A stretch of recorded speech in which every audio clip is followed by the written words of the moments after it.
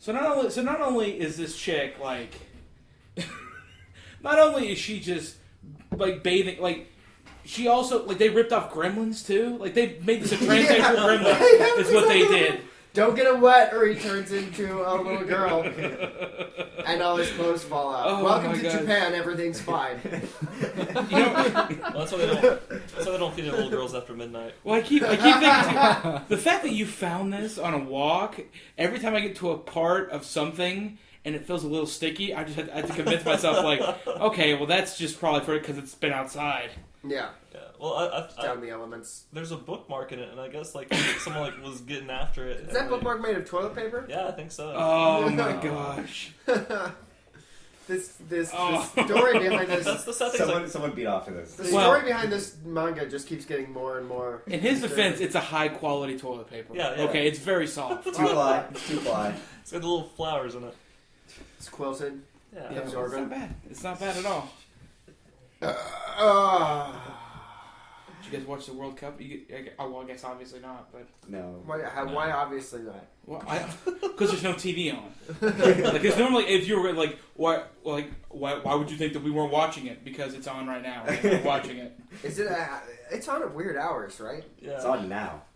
Yeah. Well, it's not weird. I mean, But it's like Well, Portugal it's because versus... it's like on different Hold countries on, Matt. and stuff. Who's Time playing the zone. World Cup final? I don't get It's- why everyone I can't don't- just work with American time. You got Portugal up against some country I couldn't point out on a map. You best guess at the other. By the country. way, that's also Portugal for me. It's the one that's landlocked in France, right? No. landlocked in France, the country that exists in France. Yeah, It's yeah. right in the middle. I mean, they invaded France. I Portugal. don't want people to think I No. don't care about international issues. I just am bad with maps. Yeah. Oh, is it Germany? Is it Germany? Germany and Argentina. Argentina. Well, so it's like Wait, I thought that happened last week. I'm trying to find a good like Nazis jumping ship. I joke, thought they but I can't. they won. They just beat the shit out of Argentina last week. That was saw all they- Brazil. they beat the That was guts like out the of final Brazil. four. And it was Yeah, gorgeous. you guys, I think you've probably seen that link where people have been put, like, you know, those free porn sites where you can upload like porn videos. Now, apparently, people have been uploading videos of Germany fucking Brazil Yeah. to these websites, and it's become such a problem that they're like issuing press releases saying, "Please stop doing that." you know what's funny? When you were explaining it to Jackson, it was funny because you were like, it's the Final Four, and it's like, that's the only thing that would probably confuse him more than just telling him like it's a standard bracket. I feel like you just don't give a shit like about. I mean, Soccer. not even about sports, just shit in general. I like Second guess in a row. Yeah, that is funny because that was last week. That was a discussion last week. So I don't. Nothing really matters. Well, speaking of It's things all that don't just- matter, welcome to episode 59 of an OK Podcast. I am one of your many hosts, Tom Joyce. We are joined by, of course, the apathetic Jackson Curtin, Yeah, I guess I'm here. the aesthetic Max Bruno, Hello. the pathetic Matt Raney, Wait a minute. and our guest this week is the man, the myth, the legend, Justin Smith. Hi. There we go. Yeah. All right, so time for lessons. Would you hope I was going to say something more? No, Yeah. lessons learned now. Just expect more follow through. Yeah. What you want me to start roasting you guys' fucking asses right now like that? 'Cause I feel like whenever I'm on something or like they're like, hey. Oh, this is- we haven't started recording yet. Okay, No. well, just raw introduction. Yeah. It's like, no, we do 2 or 3 fake introductions, so you never really know when we No, start. we actually like to rehearse the whole episode all the way through, Right. at least 2 or 3 times before we start That's recording. the audience Yeah. gets No a wonder very- you can't yeah. get a decent guess on this fucking place. Hey, we've had Zach Smith. Yeah. We promised him a sandwich. I'm still wondering why you have what appears to be like a candid picture of James Nim licking a bump of cocaine off of his wrist. That was that was his going away like party like we had at his workplace, and so we found that photo. It was like high enough quality, so we printed it up, and it's beautiful. It's like my favorite photo of James Nim. It's good that you can recognize it as James Nim. A lot of people are suspicious that it might be James Nim, but then are worried about saying that it is because he doesn't you don't really see James doing that particular thing in that particular way very often. Matt, what are the ladies' reaction when they walk? Because the first thing you see for listening on is you walk in the door and it's directly across from the door. What do the ladies see when they see that I feel like poster? I could answer this as Matt and Raney. He's gonna say, "You mean what, ladies?" No. What I was gonna say is, have you ever been at a bank that had a revolving door? It's a lot like that. Well, before we get too far, speaking of banks, we gotta put money in something. Yeah. We gotta make our money. That's right. It's time for our sponsor. Yeah, the corporate sponsor. And, Yeah. Justin, this is your first time on the show. We're really glad to have you here. Oh, thanks. Corporate sponsor, we have a lot of fun, make jokes here. Mhm. But this is where Right. we make our money here. Right. This is where the jokes stop. These James Nim posters don't pay for themselves. Well, I'm sure. I mean, how are you supposed to pay for So, we've had problems with guests before. that, like, psoriasis and jizz-covered futons? Like, how are you supposed to? How are you supposed to pay for stuff like this? Have jobs? No. You have to have shitty sponsors that may or may not be real. So we'll list them and just please. Yeah. We've had some problems with guests before making jokes about the sponsors. Oh, right. We gotta shut that shit down. Right. Yeah. Clearly. That Because shit we don't make the money if they don't like what they hear. Yeah. Exactly. So We gotta we be read the really copy serious. that they send us verbatim, and then we Right. move on with the show. I'm just glad that they quit sending them in first person. Yes. that was. Yeah. And also, I cleaned the jizz off of that. I may not always get What you around. clean it off with? More jizz? I took a damp towel to it. Damp towel. A moist towelette that I stole from the Indian restaurant. I went to, just grabbed a bunch of them and wiped down my futon. Give it a little I can wipe. always tell if I'm going to clean the futon that week, depending on how much barbecue and moist towelettes I get. Sorry, Jackson. All right. All right, corporate sponsor. That's Corporate sponsor. This week we have it's from Squilliam's Human Leather Shoes. Oh, all right. Looking to impress with a new brand of style? Want something that is both unique and form-fitting? Well, the answer is here. Human Leather Shoes. Why human leather shoes, you may ask? Are these leather shoes for humans? I think they're leather shoes that are made. Because that seems redundant. I'm Made sorry. out of Like humans. I break my own rule here. I don't want to jump in and step on the sponsor Well, here. well, I'm not whatever. sure this is a quality product. I'm sure- To I'm defend sure- them, I used to buy my dog shoes. That's true. Right. So those would be you could get like dog leather shoes, like leather Yeah. shoes. So for like human dogs. leather shoes isn't It inherently just redundant. seems. Yeah, I guess. Yeah, because Yeah. you could technically get them. Have we reached that point where we need to distinguish which shoes are for humans and which are? I think so. I get- That's oh, where I- we're at as a society. I But sincerely to be apologize to our clear, sponsor. these are shoes made of human leather. No. Yeah. Yes. What? Oh. Oh, The right plot- on. The plot thickens. Yeah. Okay, anyway. Why human leather shoes? Well, cloth shoes are for bitches. Cow leather smells of poverty. And only blues singers wear snakeskin or alligator skin shoes. Pimps as well. That's true. They left a demographic out. Our human leather shoes are made from only the most moisturized corpses. So you're sure to get the most comfortable fit every time. We have 3 convenient locations in Guatemala, Iran, and Montreal. Squilliam's human leather shoes. Walk on the backs of the less fortunate like the capitalist pig you are. Okay. Nice. Now, do you think they I think killed they them might for have, the shoes? I think or... they might have started in Guatemala. I think that's Yeah. maybe... At least I guess they say they're using corpses.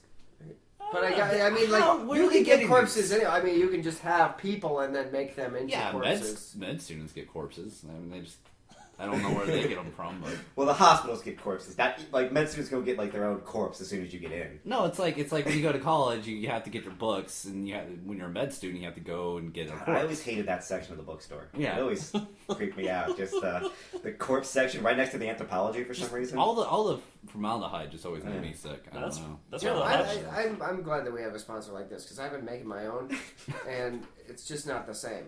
You know, like I don't know where to get moisturized corpses, so I just have to find someone who looks like they exfoliate Yeah. and work from there. You know, and then there's the legal ramifications if you get caught, Yeah. and that's not. So you're saying you want to find somebody that uses lots of lotion. Yeah. So like- I imagine most graveyards in New Orleans would probably be a good place to start with that. Oh, was that racist? Yeah, a little bit. I say Rob Black graveyards is what I'm saying. The problem is, you know, like They're black buried shoes- with cocoa butter. Do you know what I'm saying? Here's the problem. I have a brown belt. So you don't want to clash. When did shitty karate accomplishments get pulled into this? Look, his dad is proud of him for the first time in his life. Anybody that's not serious about karate says I have a brown belt. How do you think I'm incapacitating all these people that I'm turning into shoes? We're probably doing their comedy tours. Oh. No, I'm sorry. I'm using my brown belt.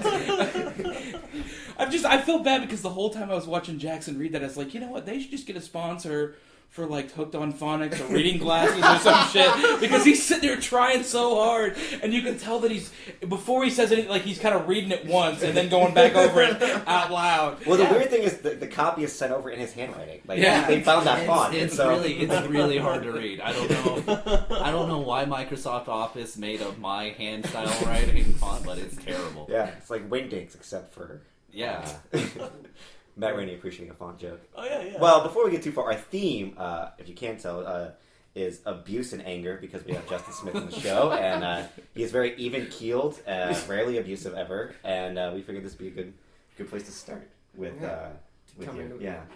So, my first question is, you have a tendency, or at least a style that involves a lot of like audience participation. Right. Whereas if someone says something, immediately... He fears the audience. I do. Right. I fear them. I like to pretend they're not there. Normally by the silence, they're not. And so I wonder, what is your worst, experience? Well, first of all, is there a reason you do that? And, what's the time that's going really poorly? What's the worst time that, me doing crowd work has gone poorly? Generally when another comic is sitting on a couch staring at me, fucking not smiling. That's usually when it goes pretty bad. It's a little inside joke for I remember this. We were at an open mic recently. There was another comedian sitting front and center, he's sort of on his phone, sort of not on his phone, kind of very checked out of the show. Here's the thing. That's the thing is people, and we can just say fucking Andrew Shake. I don't give a shit. Yeah. I don't know what you guys want, or you guys protecting the. You guys can believe it out. Who is Andrew Shake? Apparently Raney had no fucking clue who he was. He's a comedian. He's Shank. Anderson Shank? You did get his name right. I messed his name up because, like I said before, I had a friend. Only 50% of the podcast is literate. Yeah. No, my buddy. So 4 people? Daniel Swank was, my best friend in middle school. And so, it's just in my brain. And so you thought he was there? No, my brain just, he was rewired. hoping, alright? Let him dream his dreams. How did what kind of stuff did you and Daniel Swank get into? We played a lot of Diablo 2, and a lot of Counter-Strike, and, just some LAN party shit. And then, did you guys ever did you ever make eye contact? Not really. I don't do that very much. Especially in the bedroom. No, definitely not. Don't look at me. But you can read Japanese transsexual, comic books together, I'm sure. Oh, yeah, it's a slice of life. Read you can do it on you're doing it together, you're reading it on the phone together. No. You're okay, did you turn the page yet? Nope. Okay, I'll turn the page. Here we go. Do you take turns with every other word? Wait, hold on. Did you ever meet this guy in person? What, Daniel? Yeah. Every now. We would mainly be chatting online, but this was an online friendship. I don't know why we're interviewing you and your pathetic life. Wait, yes. All right. Did you meet him in as a human being, or did you meet him online? He was my first delinquent kid that I'd hang out with. So we'd go out to there's this big field between our houses, and we would just have fires and shit. Okay. Yeah. His parents didn't love him. So who's your best friend in middle school, Justin? Who was my best friend in middle school? Oddly enough, it was this really cool cat. He's still around. He does a lot of music stuff. You hang out with a cat? No, Oh, that's slang. That New Orleans slang I heard you. Bust out. That's right. Did I say cat? Did I say cool cat? Yeah. Well, I guess let's get a brass brass section behind me and let's go down the street. He was out there, so you'd hang out with him, maybe toot on his tenor sax. What else did you guys get You're thinking about my friend from middle school? Yes. Well, buddy, he's actually a musician here locally. His name's Colin Nance. I don't know if you guys know him. He does the Gentle Art of Floating. You still hang out with someone that you hung out with in middle school? No, I don't. He kind of did. He went towards music or whatever, and I went towards Bible college. And usually those things don't go together, We all saw Dirty Dancing. Not just that, but it's like he goes to like, hey, I'm going to learn to explore my mind and test my, creative boundaries. And I said, I want to take everything that he does and I want to throw it into fire to church camp. So that's kind of where we parted ways, but. Okay, now this is something that I really wanted to talk about because I think you're sort of known as one of the more sort of, certainly less kind, aggressive, like, comedians that we, there's, and I think that's sort of the opposite of the turn the other cheek approach. Yeah. And the I heard of OKC comedy. Well, thanks for making me. When I heard that you'd been to Bible college, I guess where did that turn happen? Where did you was it gradual or did you have like this? Well, this big it was kind moment of it's two different things. Like the turn from religion and the turn from like to doing comedy were two different turns. Like it was like two different things.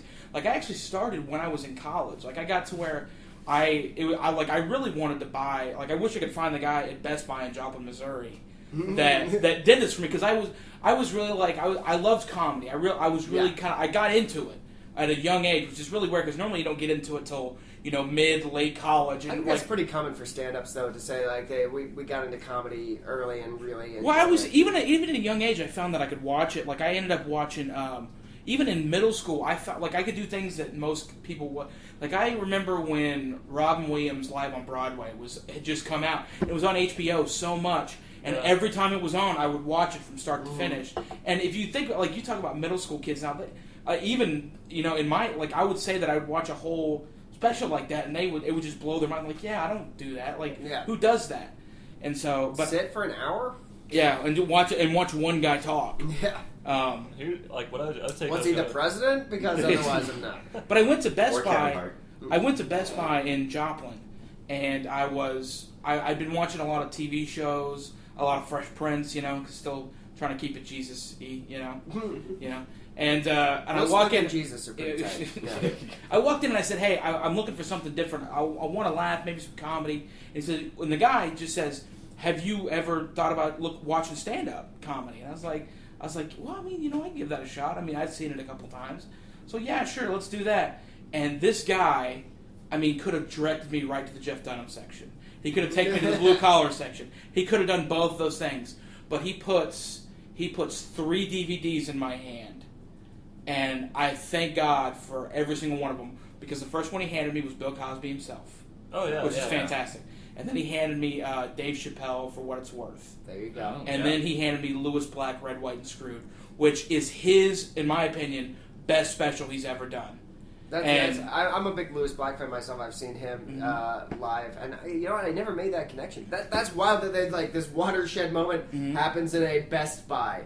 You hear these stories of the people, what are these massive moments that sort of shape the trajectory of your life? And Justin Smith's was in a Best Buy in Joplin, Missouri. Some guy with a little plastic name tag, just. And I swear to God, if I ever met him again, I would take him to the nicest dinner I could afford because it really was this amazing it was this moment because it really that's what got me into stand up. Yeah. But oddly enough, stand up is what got me out of religion too. But it wasn't me doing stand up. It was the first time I really questioned religion was watching Patton Oswalt, and it was the Sky Cake bits, which is by God or by far one of the best. Because it was one of those things where, the first thing that got me out of religion wasn't necessarily oh my God, can you believe that all this happened? It was believing in humanity and believing in, knowing people enough to know, the character of people that, is this something that human beings would do to make money and save their own skin? Yeah. You take it from there's no way, there's a question mark here. Science, I don't know, can ever really definitively prove or disprove religion and even with science you have to take so many different things on faith. You do. Right. It's necessary. You can't know everything. You can't get all of it. At some point you just have to decide, all right, that's as far as my knowledge is going to go. I'm going to have to believe the rest. The question is, some people stop with, here's a book you were handed when you were 10 that says all this shit happened. They go all right, that's all I need to know. And other people go well, I'm going to ask a little bit farther past that. But you can't really hit all of it. My question, what is, and to connect with this, what is a Bible college like, first of all, because I've never been. And then secondly... Almost seems like an oxymoron. Yeah. what is a brainwashing camp like? First of all, and then like, what is that like? Are you still in there as you're losing your faith? And like, what is it like to be kind of like starting to go towards the outside of this? What do you major in Bible college? Well, you can major in a vast array of different things. It depends on how much money you want to throw down the rabbit hole. There's a bunch of different things you can do. I got a bachelor degree of Christian ministry with a minor in youth ministry. Yeah. You know what? Did you hear? By the way, anybody listening, I hope they heard the silence because the blankness of silence was the blankness of looks that I just got from all these guys. I can totally, because like I did like that. I went to Bible study. I did Young Life. Sat on carpet squares in some rich kid's garage while everyone played acoustic guitar songs. Mm-hmm. I can see you there. You've got like that's what's wild is you've taken that sort of edge, which I think who was that comedian? Oh man, he was like a preacher before, but then he turned Sam Kinison. Almost like that sort of thing where like you can totally see how you've taken this same sort of line of extreme sort of like charisma and intensity, but it could have pointed in one way or another. And I like that it happened at like a Best Buy. I'm sure Team Christian would love to have me back. That's for sure. Because I would be the most entertaining person. It's like LeBron going back to Cleveland. They're waiting for you to come back. Well, if the price is right, I might. You can opt out after 2 years. That's right. That's very true. But no, like the weird thing is most misconception that most people have about Christian college is that it's all that it's all the same. And it's not like there are colleges where you could like drinking, sex. I mean, all that stuff is it's just it's free awesome. Game. Yeah, and then there's colleges like mine where like they will kick you out. It's like curfews, right? Curfews, and they had key cards on the door so they would know when you were coming in and out. Oh. And I mean, it's Christian college. You know how to beat, like you can figure out how to beat all that stuff. What I don't get is, isn't God supposed to be watching? So what do they need? You know, I mean, he can see all of it anyway. I mean, right? if you're a good Christian, nothing bad will happen to you anyway. Right? Also, he reports directly to the dean. Yeah. Yeah, right. Like he puts it, like Justin snuck out 305. It's like a printout sheet. Yeah, it's an Excel sheet. Like an old World War II wire where they're like Operation Valkyrie. Like they're sitting in the room reading it. He sends a tweet now. Like for this film played by Tom Cruise. And oddly enough, still has an eye patch. That makes sense. It's really funny how you're like after like when you become really faithful, and then like as you go, like it's weird how your depiction of like your vision of God changes. Like it starts with he's just really like caring, like almost like a grandpa on a front porch, and then as you get closer to losing it, he just becomes more of like a Nazi SS officer with an eye patch, being like, get him! Yeah, he's just up there taking. And then all of a sudden, it's just boop. It's like a bubble. It just pops. I think that's where it happens for a lot of people. Is like at some point it just gets to the point where it's like even if I can't disprove it, if the God that you have portrayed to me is real, I don't want to hang out with him.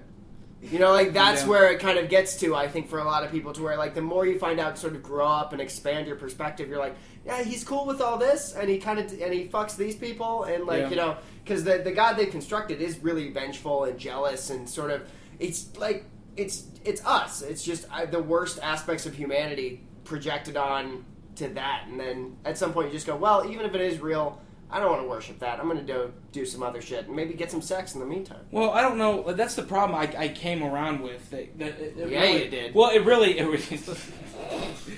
was kind of there. Right, Jesus. But I think the problem that I had the most was it became more like less and less about there being somebody, you know, a higher power that was real, and more along the lines of that more and more of these decisions and texts were decided in a big room with a bunch of really like blood and money hungry fucking assholes. Yeah, like just sitting around. I mean, just all the. I mean, and like don't forget their awesome hats that they wore. I mean, just all the councils and shit. Yeah. Like you're sitting in the classroom, and by the way, you're at a like. They don't teach these to freshmen. They teach you all the fun shit as a freshman. You know, you go over Acts and his missionary journeys, and you study some of the Gospels, and you get and then you get to the exciting shit, and they get you hooked. And then it's like, okay, well then we're going to tell you where all the shit that we believe is 100% fact came from a bunch of old assholes. And the reason they're the only old assholes is because they're the only ones that cancer or fucking gonorrhea didn't get to them. And so they're in this room together and they decide what books go in and not go into the Bible. And it's shitty. There's like really crazy books when you learn like the stuff that like made it on the B-sides, Mm-hmm. like the stuff I love how you held the Bible. Yeah, You like, fucking hipsters. the Gospel of Thomas is a pretty rad gospel, and you read it, and it's just like like that. You can tell like after you're done reading it why they kept it out of the Bibles because it was just like everyone should just chill out, man. Like was much like books like that, and then like the Maccabees is like a really good. I think it's in a few different of the denominations, but that's a fun book. It's a lot like First Kings, First and Second Samuel, where it's like really like war, Lord of the Rings type shit, where it's like he fucked her, now she fucked him. It's kind of like Game of Thrones. Yeah, okay, it's great, man. It's awesome. It's like, and it's fun. Like that was like one of my favorite books to study in the Old Testament was. This is First why and I Second read. Samuel. This is why I read a lot of Bible fan fiction. I think it's, Yeah. there's so much like in the canon that they don't explore, and you can just take that and play with it. A lot of mine are pretty sexually graphic, but I feel like that's something that like a lot of us readers are thinking about, and it's just not there. But Like we're Sodom, having fun. What's going on in Sodom and Gomorrah before it gets put down? Right? Yeah. Well, they never really explain what is going down in that city. Like, I mean, Tom would really want to know what's going on in Yeah. that city, wouldn't you? Wouldn't you, Tom? I like a timeshare there. That's for sure. like basically it just says like shit was wicked, right? Like that's really all it describes, right? Yeah. Well, I mean, it does talk a little bit about the reason. Like they talked about kind of some of the acts or whatever, but it's really kind of vague. And I don't know if you know this or not, but Christians love to put words in the text of the Bible. They love to put words in its mouth, like they really do. And really, if you think about it, you'd rather having them put words in the mouth instead of dick. So like, it's just what the text says. So that's not good. Well, I have no doubt that there was some pretty fucked up shit happening in those times. Like there's a lot of things happening now. Sure, there's probably people, doing animals and each whatever and pooping everywhere, and that was just like standard. That was what happened, and maybe I feel like religion sort of acted as this thing like before we had science that it served a purpose and it helped us out and it sort of boosted us out of the cave.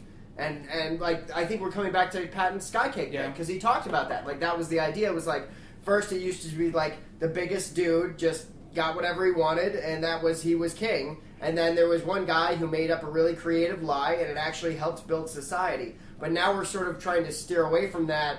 And it's really difficult because so many people are so attached to that. And when you get away from that, that's when you start seeing tank tops in Bricktown. You know what I'm saying? Yeah. Tank tops and tattoos. Hey, I wear a tank top in Bricktown. Well, I mean, but somebody that can fill it out is what I'm saying.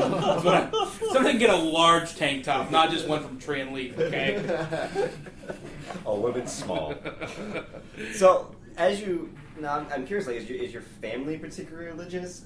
And like, how does that affect your stand-up? Like, it's them seeing your stand-up and things like that. Like, are they supportive, or are they kind of like, Well, I think it's kind of like, I think they kind of just see it as like my mom was I mean, is still, but,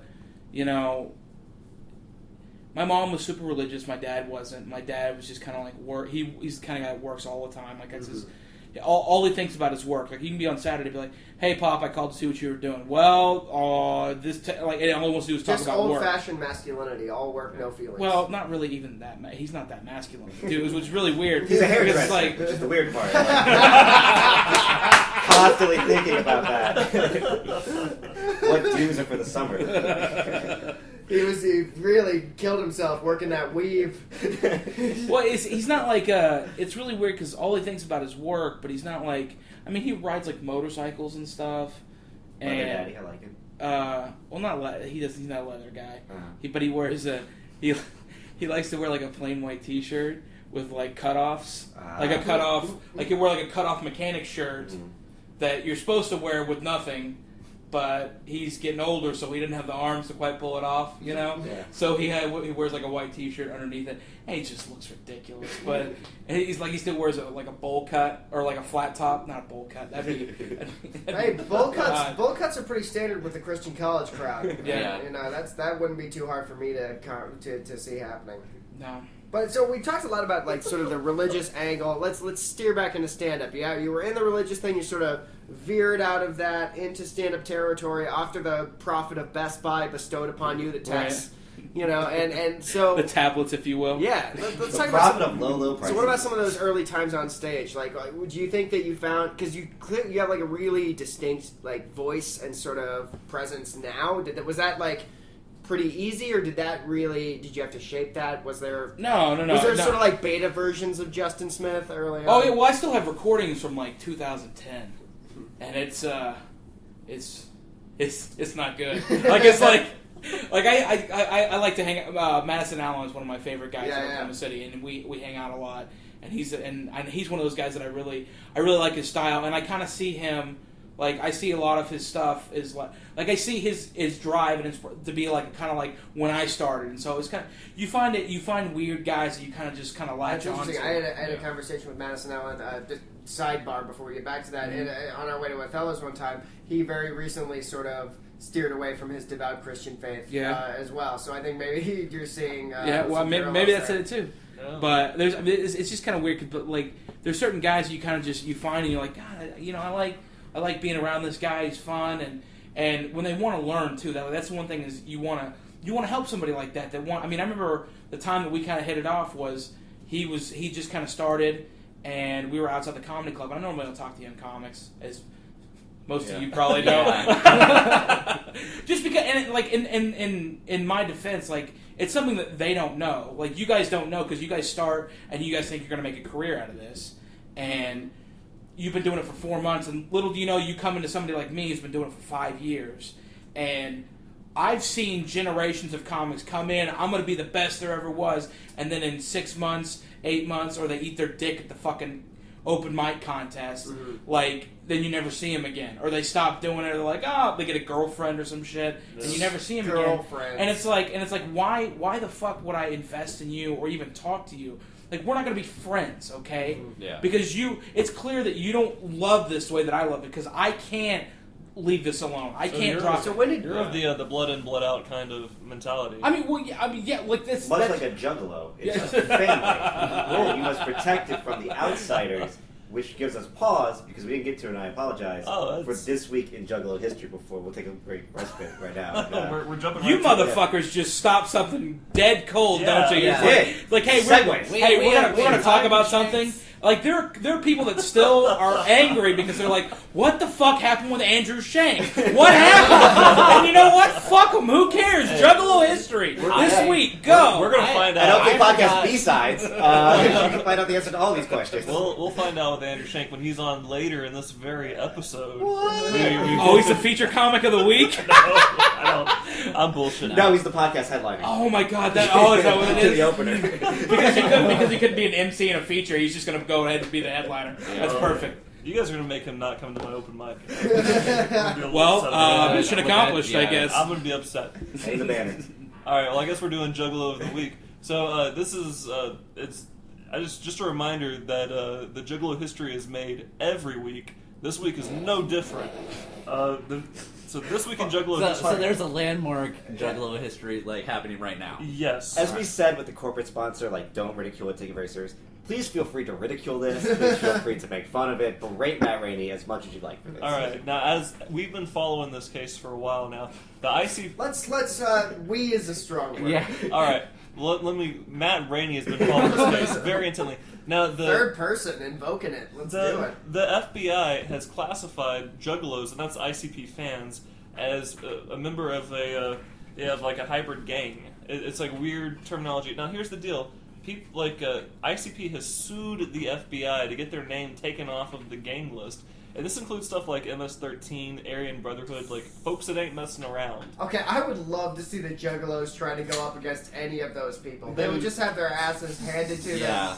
Well, they got face paint and paintball guns. I don't know. See, I don't know because MS-13. They're tough, but those are all not small groups, but they're not in the hundreds of thousands of very large members. Like Juggalos. More Juggalos than MS-13s? I think there are. I think they might an ant colony would take over a termite colony. I think they have the numbers. At least to weight wise. They definitely have way more. Yeah, definitely pound for pound, Juggalos win. The problem is that a Juggalo is the life expectancy of being like by the time you're 17, you're probably out of being a juggalo. Yeah, you're sad. you would think so. Though you're talking I to a don't think 30-year-old so. juggalo here. No.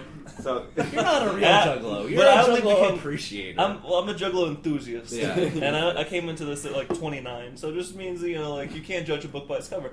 He's So- like a Jane Goodall for juggalos. He's not a real I'm juggalo. He just fascinated. wants to go there and study them and live amongst them. I'm fascinated by these people. Okay, so here's the deal. So the lawsuit was thrown out. They're going to be an appeal, and so it's bad. Like they're still on the gang list. There's a guy, one of the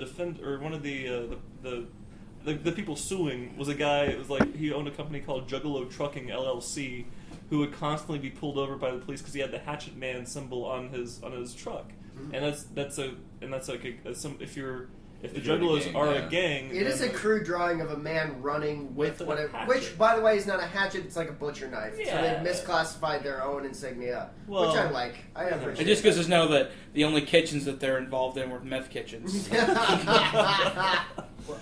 And so anywho, like, yeah. So, but I mean, and you say like that's not a big deal. Like, who cares? But like, they can't sell their merchandise because like it's illegal to sell gang-related merchandise. So it's kind of a big. Or deal. this is a brilliant marketing scheme, and they're just going to create a new symbol, and they'll rebrand it as something else, and they'll spend millions. My favorite thing I've ever saw was a Life Church bumper sticker, and then a Juggalo bumper sticker Oh on my the God. same car on opposite sides of Tot- the bumper. Totally compatible beliefs. That You doesn't know, surprise me because at all. The Dark Carnival, after all, is just it's a metaphor for God. Here's the thing. Like, listen, I'm not. Let me qualify this and say I don't necessarily advocate for a lot of discrimination. But on some level, like, you do discriminate against people. That's your life. Just to operate in reality, you have to, like, you don't judge a book by its cover is fucking not true. We all do that. You have to on a certain level. You can't just, like, take everything as open, right? So if, perchance, you decide to be, like, covered in clown makeup and have dreadlocks and, like, throw axes for fun, And living the life that you want to lead. and spraying dollar store soda on each other, I feel entitled to discriminate against you. It's you just know, our if I generation want to, hates. I That's get all. to. Well, that's an interesting point here. This is an interesting quote. Don't tell me if I show up in a bow tie, you're not going to discriminate against me, juggalos. Fair enough. I fair would enough. discriminate against you. You would what? I don't even care. All right? Next week's sponsor needs to be some kind of phonics help book. I swear. It will be, and I will write it. Just don't tell him. Don't get Jackson to talk any about pictures. Does he have problems saying the word pictures? Jackson, say I pictures. lived in Texas for Jackson, 3 say years. pictures. Sometimes I say picture. Sometimes I say sometimes I say If you're a Texan, that word does not have the letter C in it. No. It's just the way it works. And I lived there for 3 years. It's just I picked it up. You know what? Matt lived there for a long time also. And you know what he doesn't say? Picture. Oh yeah, but I do say elementary, not elementary, like everyone else does. Well, y'all, Also interesting instead of interesting. I'm fixing to lay some truth on you here. According to ICP's Juggalo lawyer, Ferris Haddad, and I said Juggalo lawyer, he says his love of the rap duo could lose him his law license because as a fan, like, he could be classified as a gang member, and you know everyone knows that lawyers can't be gang members. He's in real, like, peril at the moment. So ICP, along with the Michigan ACLU, they plan to keep fighting the case. They're gonna appeal. Are the I just bar didn't- exams in Michigan like really low? I think every bar in Michigan is very low. That's true. I imagine so like during the Inquisition, like Jews would go in the closet and like light a candle. Like juggalos are going into their closets and like spraying Faygo on themselves and like coming out and pretending they're not like juggalos anymore. But how did the Faygo bottle last for like 7 days? How did it do it? We thought there was only enough It's a Faygo for miracle. one carnival, and it lasted for 7 carnivals. 7 Joker cards were doused in Faygo. How did that happen? We opened the Faygo on the 7th day, and lo, there were still bubbles. You guys know that you guys need to get Cameron Buchholz in here after he's doing the Dark Carnival. Yeah, You know that? I'm Yeah. extremely You're gonna jealous. make that Well, you happen. need to get him in here and just be like, And by the way, nobody, I guarantee you, will hate Juggalos more than fucking Cameron Buckles. Oh yeah. Were you ever a Juggalo? No. I didn't. I was a Slipknot fan for a little while. That's about as close as I got to it. I was as well. Yeah. I owned a jumpsuit. Well, the fact is like most people had a jumpsuit or had a mask, but you said that in the present tense. I mean, I still have it. It's It's at home in my mom's house and in the closet. I go home every night. I'm like, oh, there's a bright ass orange jumpsuit. It costs like $100. Whoa. Ooh. You Yeah. can go get like a Dickies overalls for like 20. Does it have the S on So it, Tom's Dick? come out of the closet before, but just still closet. Tom is just always coming out of the closet. What's the shitty ass punk band that you love so much? Fuck you. Newfound Glory is not a shitty I'm sorry, that insults Cut shitty deep. punk bands. So. First of all, you called them a punk band. That's a win for me. So he's just gonna take. He'll take what he can get. At this They're like the point. Ramones. Wait, who are all now dead? Yeah, they're all dead now. Oh. Sucks. Newfound Glory's still It alive, happens. though. One may be in prison. But, For now. One day they'll all be dead as well. No, but their music will live on forever. They are also internal, just like Max Bruno. Actually, it's a weird thing. All ICP fans are now classified as gang members. All Newfound Glory fans are now classified as sex offenders. It's a landmark case that came up. Whatever. I already was. At least they're having sex. It's pretty good. Yeah. Speaking of people who get to have sex, Jackson, who's our comic of the week? Well, he actually has proof that he's had sex because he's now a new father, Mr. Spencer Hicks. One time. One love, one mic. I've been sick this whole week. Been dealing with this whole sinus crap. I have been just mainlining Sudafed and took some Benadryl. I made me tired, so I was drinking some Red Bull, and now I'm drinking PBR. I'm basically just making the meth in my stomach.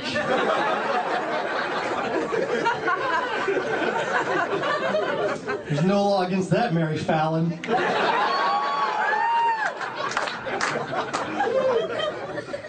I ate an entire box of Triscuit crackers last night.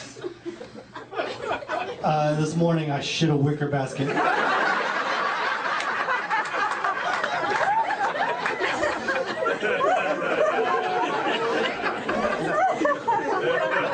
3 wicker basket.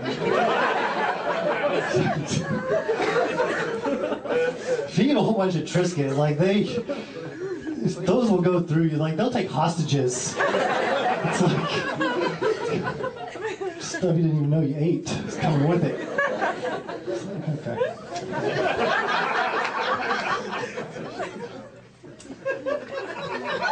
That's a shitty joke, he said. Which is funny on 2 levels. One, literally, and the other, the pun. I was recently on an S&M website. I don't think it wasn't very authentic though, because there was no submit button.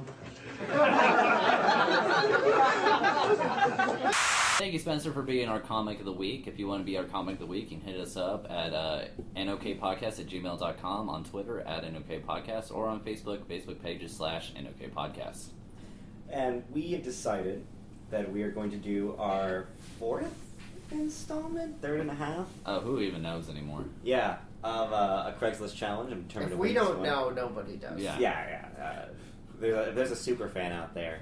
I want to chronicle, go back to all the episodes. He left us this manga Ranma half book as a symbol for his ultimate fandom and gender confusion. Thanks for the read. I appreciate it, buddy.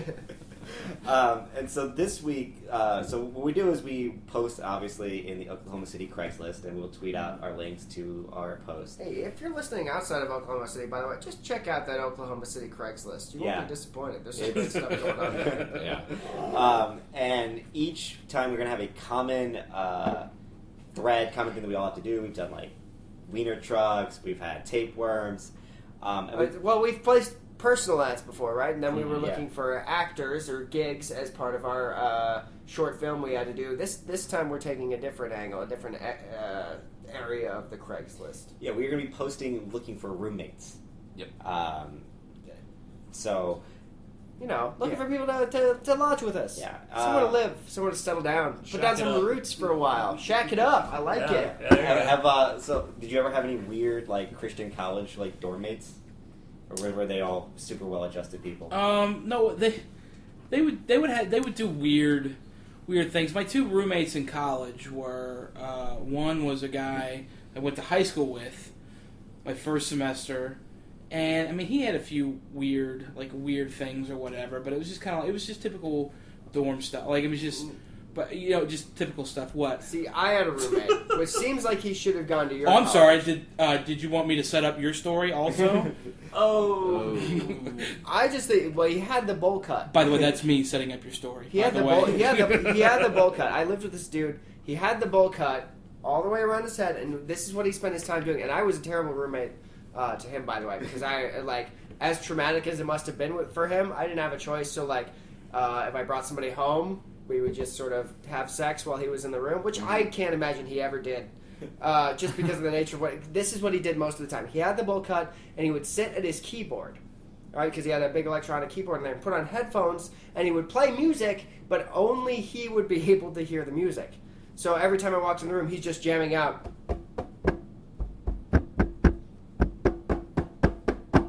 Bowl cut, jamming, rocking. We probably said 149 words to each other in the entire year that we lived together in that room. What would you do if one day he was playing hardcore and you watched it he's like, I gotta go to the bathroom, and he leaves, and you go over to that keyboard, put the headphones on, and push down the keys, and no sound came out. He was just sitting at the keyboard listening to you have sex. Just. This is what I'd be doing to her. Going away. I call it the E minor flat. Is what I call it. I had the worst roommate / girlfriend in the history, but she was dirty. I'm dirty. I'm a slovenly person, but she would I told this bit on stage, but it was very true. Would leave her used tampons everywhere, in the toilet and not flush them, or in the shower. Is your room with? Oh, what? Did you think I was going to come in here and not talk shit about people? Did you think that was going to happen? Jackson moved with her recently, but did you really? Oh my God! Did you sleep on this bed? Because I need to go get a penicillin This is shot. Raney's apartment. we'll bleep that part. But I think the grossest thing I did is when we broke up and she finally moved out. I was cleaning up the shower, and her hair's and she would her hair just clumped, and in this one corner there was this pink sponge looking thing. And I thought it was a sponge or something like that, or a face wash. And it had sat in there for months, maybe in your shower. 6 months, in the shower, and you just had that sitting there for months. In the I shower. picked it up, and there's all this chewed gum behind it that she would take out of her mouth. Oh. But I realized that was a tampon that had expanded. The cloth part had expanded to it was like a 4x4 square, and then I pushed it, and this pink water just oozed out of it. It was the It's a grossest really thing. good thing you didn't leave that there for any longer, because I think it would have just germinated into the Antichrist. That's what it is. It's just chewed gum, hair, and used tampons. Holy shit! That is dude. I lived in a dorm with 200 dudes. Basically, Tom Joyce's fantasy. Frat house. And I never saw anything that gross. I did, however, see a guy. I did walk in on a guy, because here was the weird thing about the dorm that I was in. There was a. You can't even say it. He's having a PTSD flashback right now. There was 6 showers on each floor. There was 6 showers, a bunch of urinals, a bunch of stalls, and then one bathtub. One solo bathtub, but with no shower. It just somebody. This is built for somebody to take a bath here, And I'll never forget, I had a buddy of my RA who was a good friend of mine in college. He was a baseball player, and he always complained about being sore. And then I noticed after a week, for a month he'd been complaining about how he was sore all the time. And then for a week he didn't complain about it anymore. And I couldn't figure out why. And every time I asked him about it, he would dodge it or whatever. And I swear to God, I'm walking in late one night, I'm talking 2:30 in the morning to go take a shower.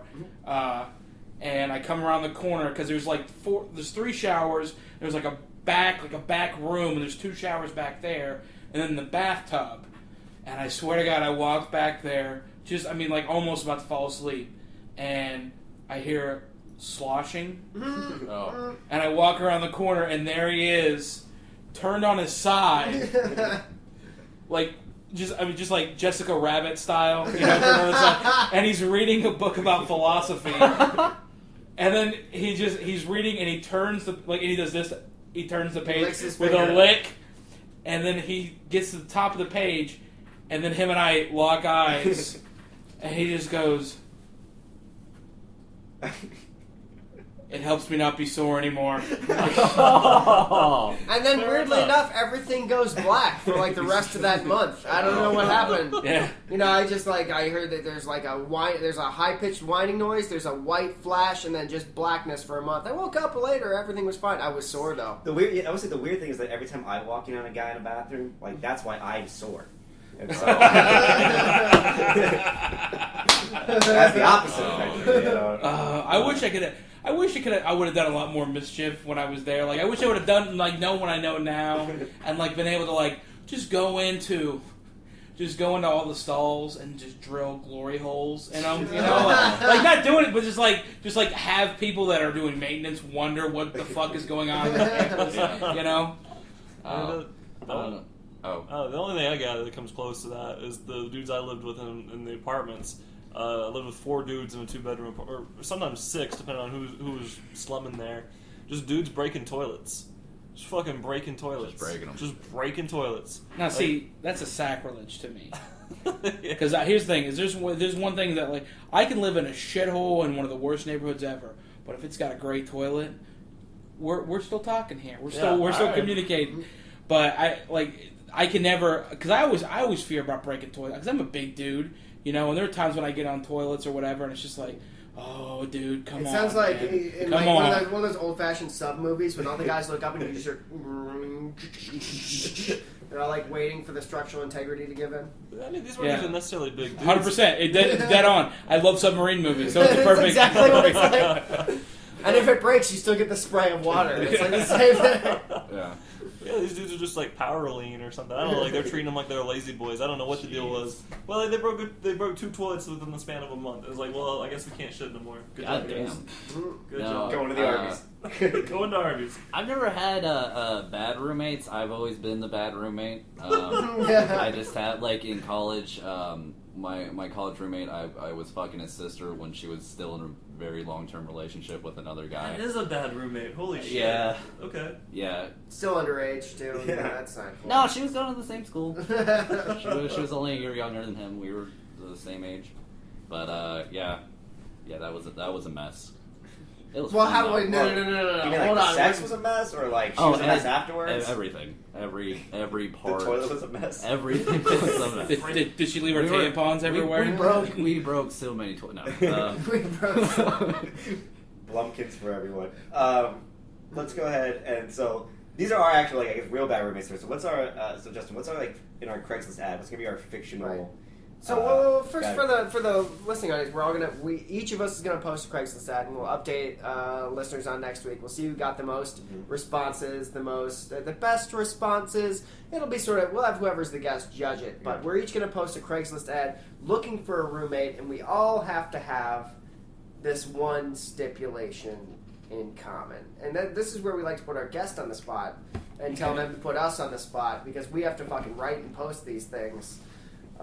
Versus how do you want us to do this, Justin? Well, the first thing that came to mind when we were talking about that earlier is I think there should be some stipulation, whether you do it in the immediate posting or in the follow-up, And I say I give you artistic license to get whoever on the hook, and then somehow send this message to them in response. But I think that you should be on some, and I'll give you artistic license to do it however you want to. I'm being loose here because I've heard a couple of them, and they try to anchor you down with what you should do, and it kind of makes it ridiculous. And so putting it out there, I think we don't like ridiculous, right? Yeah, we don't. So I think what should happen is, however you want to put it, whether it's your mom dying, your mom was your previous roommate, whatever. But somebody, for some reason, you have to get them. You can say it's a discounted price, but I'm gonna need you to wipe my ass every time I shit. There's nothing wrong with me. There's nothing wrong with me. There's nothing wrong with me, but my mom has. For whatever reason, they have to wipe our ass every time you shit. Oh my God, that's the stipulation. And also say I do have a family reunion. Road trips coming up. We'll buy beer on the road if you want to come with me. So a family reunion has to be involved, and they have to wipe your ass. Well, I don't say I think it would be fun, but I'm not saying that. I'm just saying somehow you have to. The context of I'm moving you in and giving you a good price on this room. Because I need somebody to wipe my ass because it disgusts me. My mom just died and she used to do it for me, and I'm going through psychological shit. I don't care how you do it, but wiping the ass has to be part of it. Man, if we get any responses to this, I cannot wait to read them. Yeah, me too. Because here's the thing: I've been to enough of the Paseo district to know that if you're going to give $300 rent on a kick-ass apartment, there'll be some ass wipers in there. I guarantee you, that'll be a profession. Sure enough. So I would do it. You'd wipe a man's ass for rent? For discounted rent? What about a woman's ass? For discount. No, here's the thing, Tom. You can't stick the toilet paper on your dick. Okay, that's not a thing that you can do. I mean, I like that you thought there'd be toilet paper involved.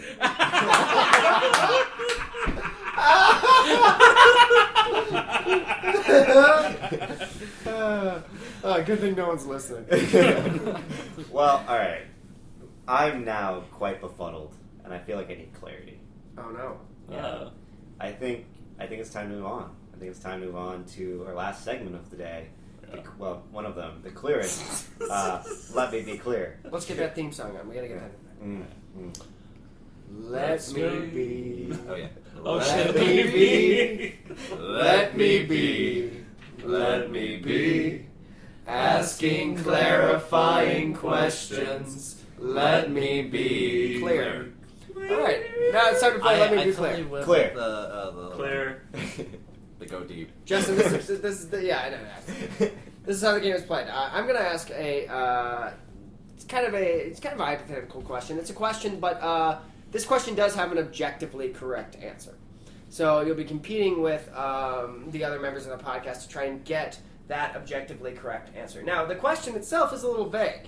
You know, there's some details you may want to know more about as you go into it. So each person on the podcast gets 2 clarifying questions before they're forced to give their objectively correct answer.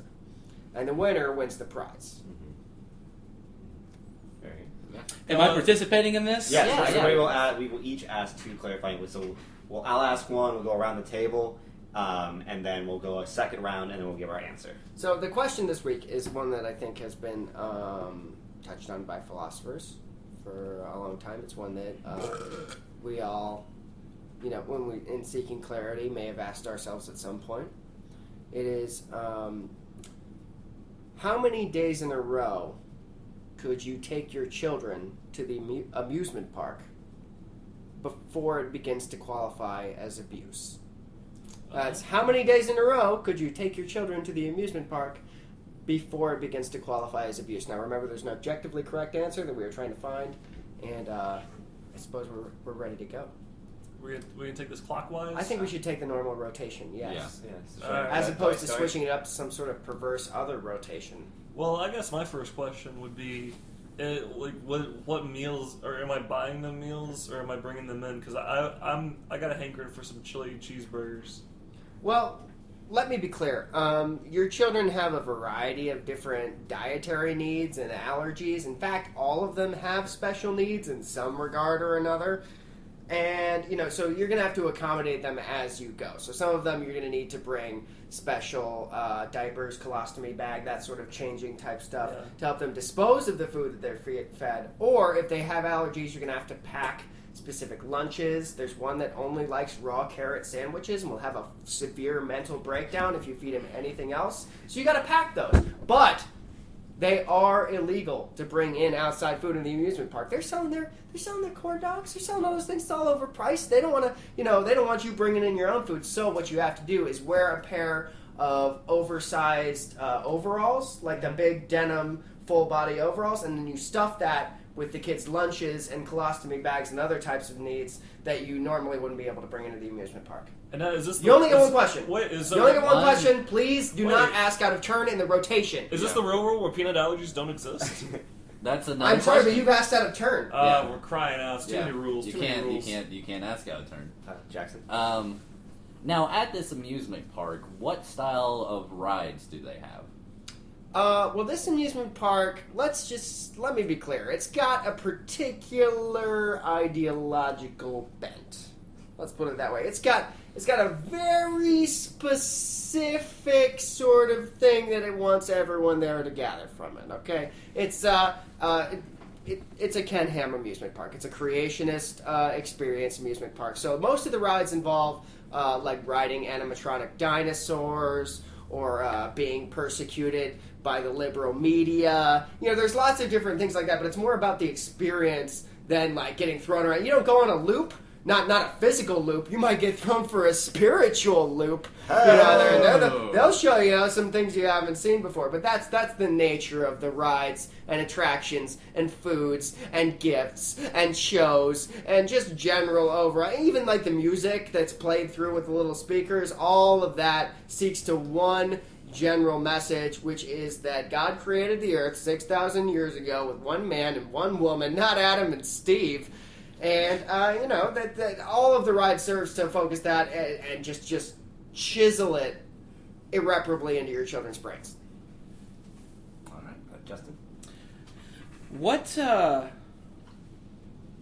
pedophile screening questions are asked for the employees of this establishment? None. As pertaining to entertainment, Wild West gun shows, balloon tying clowns and whatnot. None. Okay. My question is... Why did they get all the horse shit, like all the pizzazz and shit, and you're just like, no, fuck your question. Did I ask a bad question or something? I thought it was pretty goddamn good. Justin, this is just, I'm dealing with the objective truth at this amusement park. And by the way, you didn't even say, let me be clear, so you can kiss my ass. Okay, if I can... Let me be clear, none. How hard was that? None of these questions are asked, and to be fair, let me be clear. Most of the employees at this amusement park are sex offenders. Largely because of the total lack of screening on any level that happens. My question is, how many children do I have, and is there a mother or father who is accompanying me with the children? I mean, all children have mothers and fathers, right? But just none of the don't ask further questions out of turn. Clarify my clarified question. That's against the rules. Now, all children's have mothers and fathers. Unfortunately, let me be clear: none of the children that you have are you their mother or father. You've sort of been unofficially tapped by the staff of this amusement park to gather up vagrant children, needy children, all these, and you just sort of go through. They've created a real nice sort of systemic bureaucratic clusterfuck by which you can just adopt all these kids. So you have exactly 44 and a half kids. One is only considered half by the ideology of the place because he doesn't quite identify as maybe male or female, so they're like, that's not a whole kid. We're gonna like a comic book character. Yeah, it's the same one that eats the raw carrot sandwiches and has all those issues, So at least he doesn't have the colostomy bag. For some reason, you've got at least 50% of your kids have colostomy bags, so you spend most of your time at the amusement park dealing with that and like changing them and pulling the food out of your overalls to otherwise feed them. But they don't actually refer to you as mother or father. Because you're not. You're more their guardian. They just call you Lord Guardian. And you do have a mandatory salute that you make them do every time. That's for you. You want that. Because you're not getting paid. You're doing it for the love of the game and the respect. Don't speak out Are of all turn. of my kids Justin Keatley? It sounds a lot like less like a family and more like a cult that we have. Well, I think Matt, your second question. Oh, yeah. Is there a log ride at this amusement park? Because there's nothing I like better than to get myself into a log flume and ride around in like a channel, I guess is what you'd call it. Then you get to the point where like there's like false drops, but then there's that thing where like the elevator starts like raising you up, like, oh, here we go, like,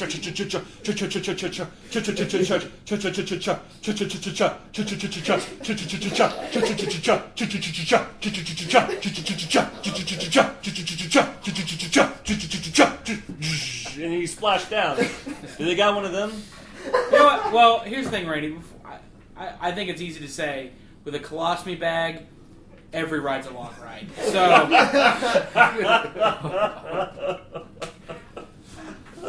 sorry, I didn't mean to interrupt. No, that's a life lesson. Let me be clear. There is a log ride at this particular establishment, but it's not one log at a time. They take one log that's the typical vertical, and the other one that goes horizontal to form a sort of cross. And what they'll do is they'll take the patrons of the ride, and they'll strap them in sort of a crucified type position onto this ride, and then they'll shoot it down the long stream. And they don't use water; they use gravy. That's something that that's just a decision that the Fungineers made. They're like, you know what, gravy. Try that. We're breaking new ground. And then as the cross goes up, shoots through a ramp, they shoot that into a giant cylinder around which there's all these different projections of people pointing at you, one of which is Barack Obama, and then his face catches on fire, and then he just screams at them, and then it plunges right back down into the giant gravy boat, at which point the surrounding crowd has to jump in and swim to rescue the person, otherwise they'll drown. There's no safety equipment whatsoever, but it's sort of like it's a fellowship building exercise to where they have to jump in, swim through the gravy, pull the person out on that cross, and unstrike them from the cross. And it's all more of a metaphor for what's going on with Christianity in this country today in the present world. Right on. All right. That's the closest approximation to a log ride they have, Matt. I'll take it. Okay. All right. Now, in this large group of Dickensian orphans that we have just accumulated over the years, apparently, do any of them have the physical or mental capability to be trained to do maybe pickpocketing or to somehow earn their keep? Well, let me be clear. You're not bringing these kids to this amusement park for fun. I mean, this isn't about their personal enjoyment. This is about training them for the cause. This is about training them as soldiers in the army of God. And this particular, ideology may not ascribe to like mainstream Christianity. There may be a little bit more about, deep frying your pets. Is that funny to you?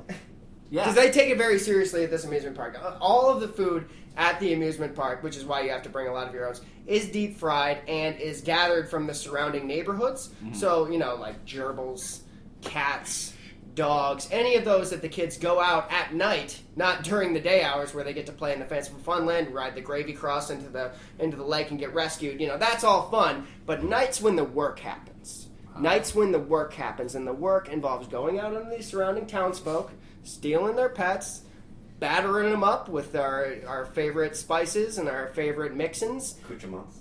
dropping them in that hot grease, and getting all the sauces ready for the dipping fest. All right, Justin. How many free DC Talk / Audio Adrenaline concerts go on per week at this amusement park? 1.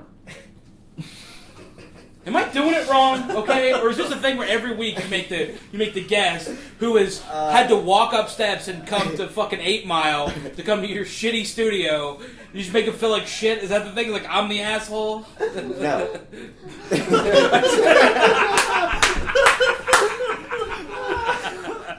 My question is, do I get some sort of fast pass so I can jump, since I'm going there a lot, to the front of the lines? Or, like, what is the line situation like for each one of the rides and or exhibits? Well, due to your extreme case of paranoid schizophrenia, you believe all of the rides are speaking to you, and in fact fear them and worship them as gods. So you do not believe yourself worthy to ride the rides, but guide your acolytes to ride them on a daily basis. And how long would that wait be, though? You're out of questions. That was the question! The wait is irrelevant as you are now riding. So the wait is forever, and the wait is always. The wait is the length of an Audio Adrenaline song. So, all right, I feel like we've all gained some clarity onto the nature of this question, so it's now our time to try to get to that objectively correct answer. By the way, just to remind our contestants and the listening audience, the question is, how many days in a row could you bring your children to an amusement park before it becomes abuse? I'm gonna go ahead and say day 0 because it looks like you already got abuse on your mind. You're just like we're gonna take these kids out. We're gonna clean out this amusement park. We're gonna write us some log crosses, and we're gonna have like it's already like if you're at that point now, you've already been abusing kids. So I'm gonna say like that's day 0. So just immediate. Yeah, So well, immediate not even immediate. It's just like that's. Like now you're at that point now where like you're not just like a child abuse novice. This is like your level 20 paladin now. Like you're ready to get into that dungeon crawl. All right. Okay. Jackson? Well, I'm gonna shape my answer once again in reference to the 1994 classic Shawshank Redemption.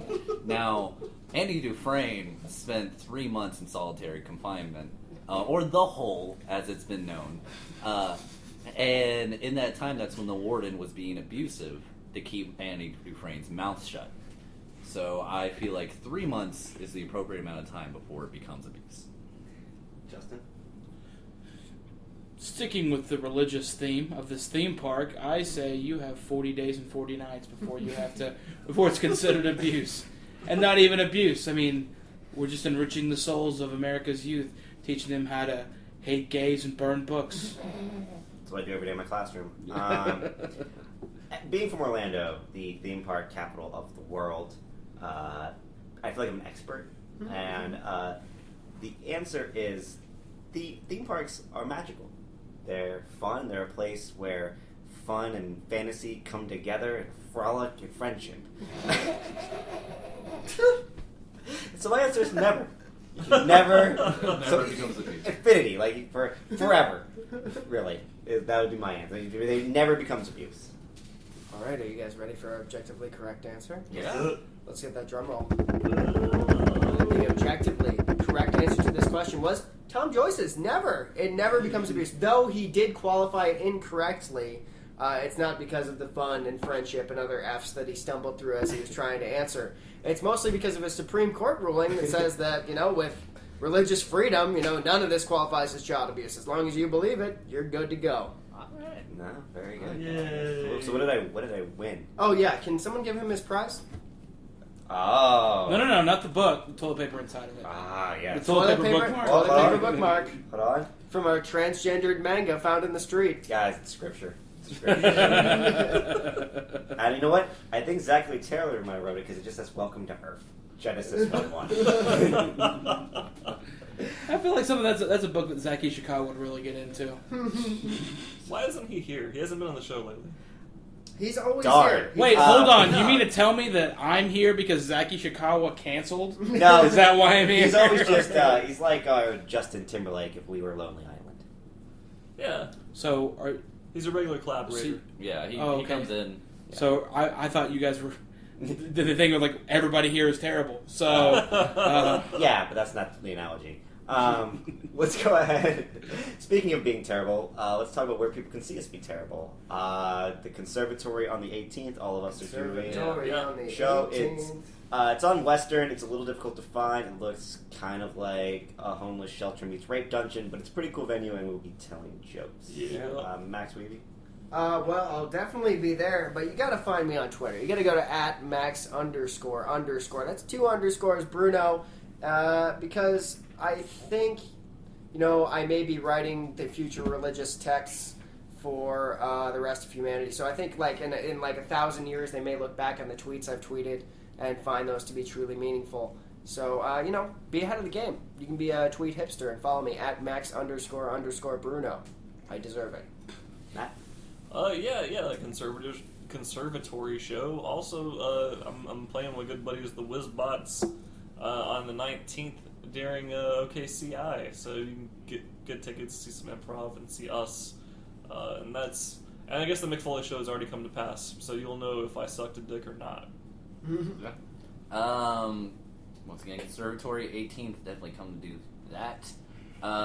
Actually, Matt, Raney, and I will be in Stillwater on the 20th. It's true. With Nathan Joyner. And also you can read my articles not only on the former Artifacts Are Solid, it is now Sad Kids for Pictures, but also... Sad Kids for what? Sad Kids for Pictures. I have those pictures. I like it. But I also now have a weekly tips and tricks column on absurdcomedy.com. Check them out. This week I did relationships. So I know you all are fairly miserable at those, so just go ahead and give that a read. Aren't you kind of What? writing advice columns? Yeah, I'm writing an advice column. Alright, awesome. I gotta check that out. For a website now. I'm gonna check that out. Justin, where can we find you? I don't have any shows. I guess I'm the only one here not on the fucking Conservatory show. Well, you're also not on the podcast. That's very true. Probably won't ever be again. So, I'm sorry, did I get real all of a sudden? I mean, we had talked about it. Yeah, of course. That's why you guys all went outside. Yeah. And he's like, Raney, keep him busy. Keep him dancing up there. Don't let him come down We here. stopped recording. Oh, yeah, I forgot. I'm sorry. I had to be the guy fucking pulling the curtain. Like, what do you mean they stop at some point? This fucking thing sucks. No, Spencer Hicks was here doing it live. Ignore this. No, I was. I don't have any shows in the city. I mean, I do JJ's every night or whatever, but most of my shows are out of town. Come out to that. It's fucking So- worth it. Yeah. Yep. Yeah. Well, okay. Sundays, JJ's 6 is when it starts. Do you guys have On Sheridan. a large listening? No. Oh, yeah. No. Just huge. Well, I'll be multinational. I'll be in St. Louis on August 1st and 2nd, and I'll be in New York City 25th, 27th of July. So. Also, like Twitter and Facebook. Oh, Justin Smith OKC and Justin Smith on Facebook. It's really easy, and usually I post details about my stuff. But I don't post a lot of my shit. Unless I'm doing something, really big. Like Matt Raney's show or whatever. Hell yeah, dog. Unless I'm running. Hell yeah. You know how sexually frustrated everybody is listening to this is going to be because they want to know how his date went.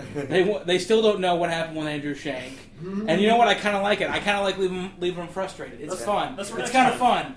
It's for next time. Yeah. We blue balled our audience. I think we've made it clear this is the last time I'm coming.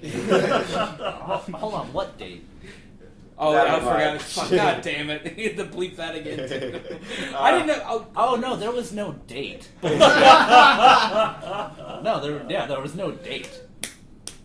Um, I was drunk and high. so it's time to talk about what we've learned. Kind of take a minute, reflect, recap our story, our lives.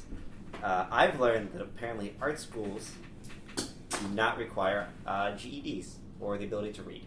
I have my diploma. So Oh, Not from art school. Boom. that's true. Matt, what have you learned? I learned that I can be easily confused for Max Bruno. I learned Like, you let that himself go. you can get yourself a GED at an art school. I should have asked for one of those instead of a diploma. That's pretty good. So many things I've learned. I learned that church amusement park sounds pretty rad. So I'm gonna be heading on down there pretty soon.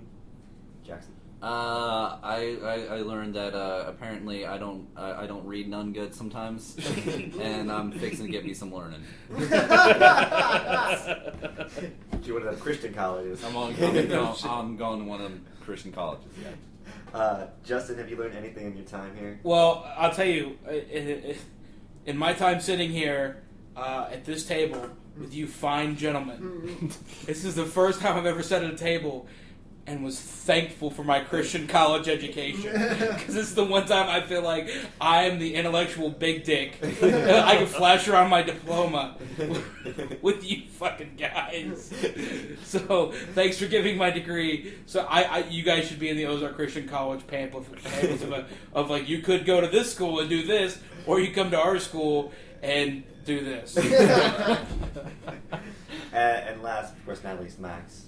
Well, you know what? I feel like I learned so much. We clarified some things. We understood each other. We got to some new ground. But I learned what I hope that our audience learns every week, which is that, whether you're wearing shoes made of human skin or strapped to a cross, going down a gravy chute into a giant pile where a man in overalls full of colostomy bags and raw carrot sandwiches will jump in and rescue you to appease the schizophrenic roller coaster gods he worships. Okay is better than dead.